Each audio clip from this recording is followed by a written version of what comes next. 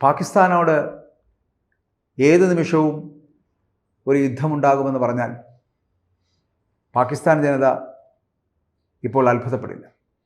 കാരണം ഒന്നാം സിന്ദൂർ കഴിഞ്ഞതിന് ശേഷം, ഓപ്പറേഷൻ സിന്ദൂറിന് ശേഷം പാകിസ്ഥാൻ ജനത അതെപ്പോൾ വേണമെങ്കിലും പ്രതീക്ഷിക്കുന്നു.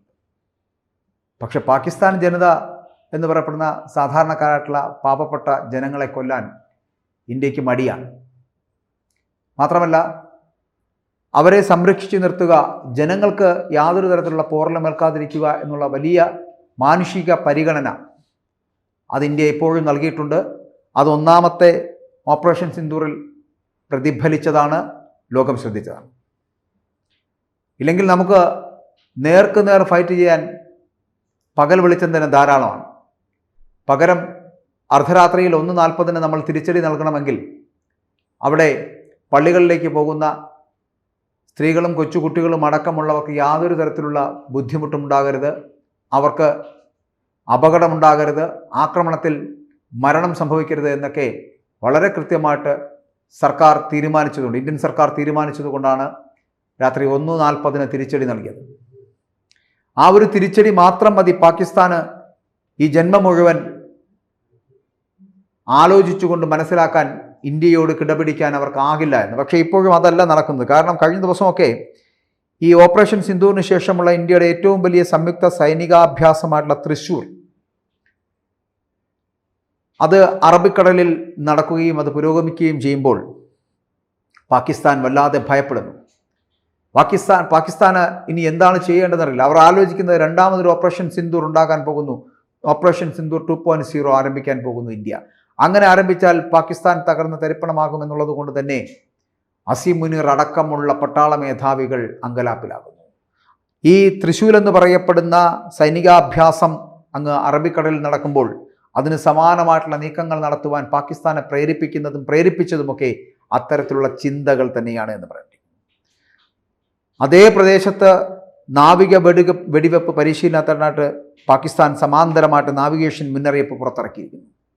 നവംബർ 2 മുതൽ നവംബർ മാസം 5-ാം തീയതി വരെയാണ് പാകിസ്ഥാൻ മുന്നറിയിപ്പ് പുറപ്പെടുവിച്ചിരിക്കുന്നത്.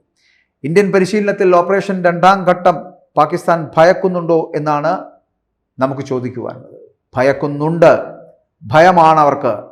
ഓപ്പറേഷൻ സിന്ദൂർ എന്ന് പറയപ്പെടുന്നതിൻ്റെ 1ാം ഘട്ടം അവസാനിച്ചപ്പോൾ തന്നെ പാകിസ്ഥാൻ ഛിന്ന ഭിന്നമായിരുന്നു. ഒരു ഓപ്പറേഷൻ സിന്ദൂർ 2ാം ഘട്ടം കൂടി ആരംഭിച്ചു കഴിഞ്ഞാൽ പിന്നീട് ഇങ്ങനെ ഒരു രാജ്യം തന്നെ ഉണ്ടാകുമോ എന്നുള്ള കാര്യത്തിൽ സംശയമാണ്. അപ്പോൾ ഇന്ത്യയുടെ സംയുക്ത സൈനിക നീക്കങ്ങൾ നടക്കുന്ന മേഖലകളിലൊക്കെ, അതായത് ഏകദേശം 28,000 അടിക്ക് താഴെ പറക്കുന്ന വിമാനങ്ങൾക്കായിട്ട് ഇന്ത്യ പുറത്തിറക്കിയ വ്യോമ മുന്നറിയിപ്പിന് പിന്നാലെയാണിപ്പോൾ പാകിസ്ഥാൻ നടത്താൻ പോകുന്ന നാവിക വെടിവെപ്പ് പരിശീലനം. അന്താരാഷ്ട്ര അതിർത്തിയോട് ചേർന്ന് ഇന്ത്യ വലിയ തോതിലുള്ള സൈനികാഭ്യാസങ്ങൾ നടത്തുമ്പോൾ പലപ്പോഴും പാകിസ്ഥാന്റെ ഭാഗത്ത് നിന്ന് ഇത്തരത്തിലുള്ള നടപടികൾ എന്ന് പറയപ്പെടുന്ന അല്ലെങ്കിൽ പ്രതികരണങ്ങൾ എന്ന് പറയപ്പെടുന്ന പലപ്പോഴും ഉണ്ടാകാറുണ്ട്. ഇന്ത്യയുടെ കര, നാവിക, വ്യോമസേനകളുടെ സംയുക്ത അഭ്യാസമായിട്ടുള്ള തൃശ്ശൂരിൽ 25 യുദ്ധക്കപ്പലുകളും 40-ലധികം യുദ്ധവിമാനങ്ങളും ഏകദേശം 40,000 സൈനികരും പങ്കെടുക്കുന്നുണ്ട് എന്നുള്ളതാണ് വസ്തുത. വൈവിധ്യമാർന്ന ഭൂപ്രദേശങ്ങളിലും പ്രവർത്തന മേഖലകളിലുമൊക്കെ ഈ സംയോജിതമായിട്ട് നടത്താൻ കഴിയുന്ന ദൗത്യങ്ങൾ നടത്തുവാനുള്ള ഇന്ത്യയുടെ കഴിവ് പ്രദർശിപ്പിക്കുന്ന ഒരു പ്രധാന 3 സർവീസസ് ഓപ്പറേഷണൽ വാലിഡേഷൻ അഭ്യാസമാണ് ഈ തൃശ്ശൂർ എന്ന് പറയപ്പെടുന്നത്. ഇൻ്റഗ്രേറ്റഡ് ഡിഫൻസ് ഇതിനെ വളരെ കൃത്യമായിട്ട് നോക്കിക്കാണുന്നുണ്ട്. വളരെ വലിയ രീതിയിലുള്ള പ്രവർത്തനങ്ങൾ നടപ്പിലാക്കുന്നതിലേക്ക് വേണ്ടിയിട്ട് തന്നെയാണ് തൃശ്ശൂരിൽ ഏകദേശം 25ഓളം യുദ്ധക്കപ്പലുകളും 40-ലധികം വരുന്ന യുദ്ധവിമാനങ്ങളും 40,000-ഓളം വരുന്ന സൈനികരും പങ്കെടുക്കുന്ന വളരെ വിശാലമായിട്ടുള്ള സൈനികാഭ്യാസ നടപടികൾ നടത്തുന്നത്. ഇത് മറ്റുള്ളവർക്ക് ഏതെങ്കിലും തരത്തിൽ ബുദ്ധിമുട്ടുളവാക്കുന്നതാണ് എങ്കിൽ അത് അവരുടെ പ്രശ്നമാണ്. ഇത് കണ്ടിട്ട് പാകിസ്ഥാന് ഹാലിളകേണ്ട ആവശ്യമുണ്ടോ എന്ന് ചോദിച്ചു കഴിഞ്ഞാൽ അതില്ല. പക്ഷേ അവർക്കങ്ങനെ ഹാലിളകുന്നുണ്ട്. ഇവിടെ ഇതുമായിട്ട് ബന്ധപ്പെട്ടിട്ട് സംയുക്ത പ്രവർത്തനം, ആത്മനിർഭരത, നവീകരണം എന്ന മനോഭാവത്തിലൂടെ ഇന്ത്യയുടെ അതിർത്തികൾ സംരക്ഷിക്കുന്നതിനുള്ള ഇന്ത്യയുടെ ദൃഢനിശ്ചയം അതാണ് ഈ തൃശ്ശൂൽ എന്ന് പറയപ്പെടുന്ന പദ്ധതിയിലൂടെ, ഓപ്പറേഷനിലൂടെ ഇൻ്റഗ്രേറ്റഡ് അർത്ഥമാക്കുന്നത് എന്നാണ് പറയപ്പെടുന്നത്. അറബിക്കടലിൻ്റെ ചില ഭാഗങ്ങൾ, ഗുജറാത്തിൻ്റെ മേഖല, രാജസ്ഥാൻ, ഈ പ്രദേശങ്ങളിലാണ് ഇപ്പോൾ ഈ അഭ്യാസങ്ങൾ നടക്കുന്നത്.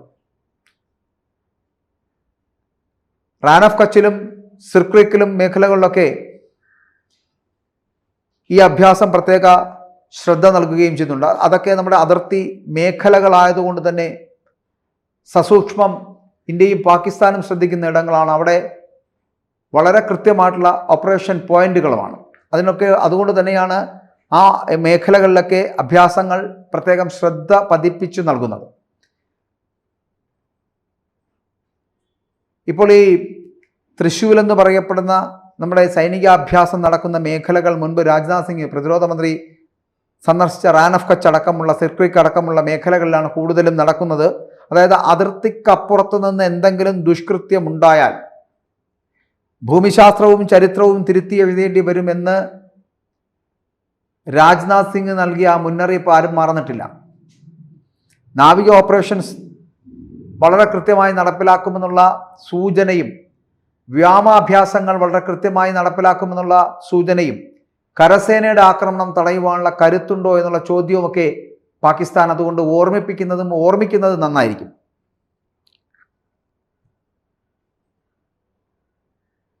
ഇവിടെ ഈ ബഹിരാകാശ സൈബർ യുദ്ധ ഘടകങ്ങൾ ഇവയൊക്കെ കൂടി സംയോജിപ്പിച്ചുള്ള സങ്കീർണമായിട്ടുള്ള ബഹുമുഖ പരിശീലനം നടത്തിക്കുക എന്ന ലക്ഷ്യത്തോടു കൂടിയാണ് ഈ തൃശ്ശൂർ എന്ന് പറയപ്പെടുന്ന സൈനികാഭ്യാസം നടക്കുന്നത് തന്നെ. ആ സൈനികാഭ്യാസത്തിൽ നിരവധി പേർ പങ്കെടുക്കുകയും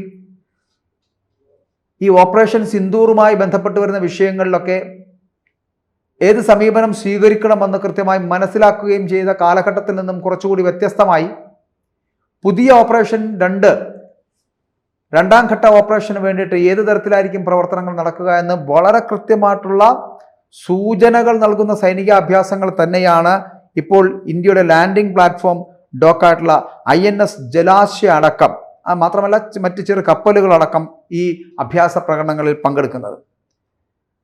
അപ്പോൾ നാവിക സേനയുടെ കരുത്ത്, വ്യോമസേനയുടെ കരുത്ത്, ഇന്ത്യൻ മിലിറ്ററി കരസേനയുടെ കരുത്ത് എന്ന് പറയപ്പെടുന്നത് തിരിച്ചറിയുവാൻ ഇനിയൊരവസരം പാകിസ്ഥാൻ ലഭിക്കുമോ എന്നറിയില്ല.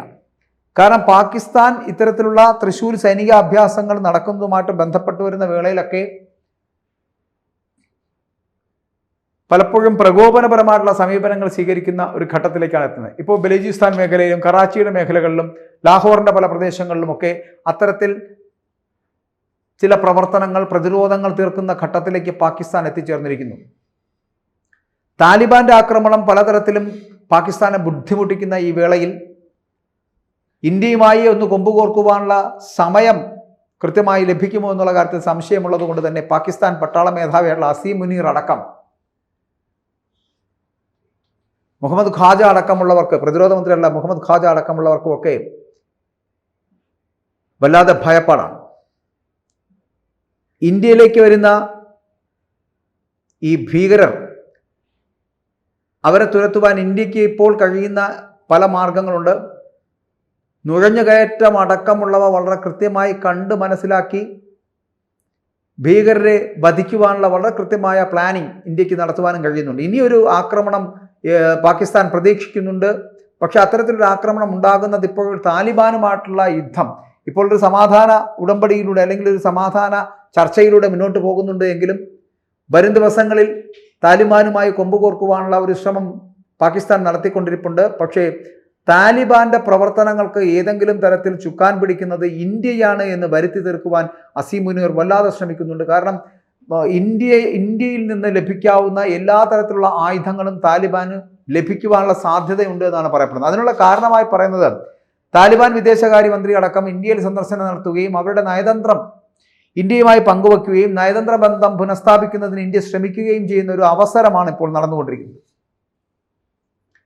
അപ്പോൾ അത്തരത്തിൽ ഇന്ത്യയുടെ നയതന്ത്ര വിദേശകാര്യ ബന്ധങ്ങൾ, വ്യാവസായിക ബന്ധങ്ങളൊക്കെ ഒന്നുകൂടി താലിബാനുമായി, അതായത് പഴയ നമ്മുടെ അഫ്ഗാനിസ്ഥാനുമായിട്ട് നടത്തുന്ന അത്തരത്തിലുള്ള പ്രവർത്തനങ്ങൾ പുതിയൊരു കരാറുകളായി മാറുന്ന സാഹചര്യത്തിൽ താലിബാനുമായിട്ടുള്ള ഇന്ത്യയുടെ ബന്ധം അല്ലെങ്കിൽ അഫ്ഗാനിസ്ഥാനുമായിട്ടുള്ള ഇന്ത്യയുടെ ബന്ധം കുറച്ചുകൂടി ശക്തമാകുമ്പോൾ അത് പാകിസ്ഥാനെ ഭയപ്പെടുത്തുന്നുണ്ട് എന്നുള്ള കാര്യത്തിൽ സംശയമില്ല.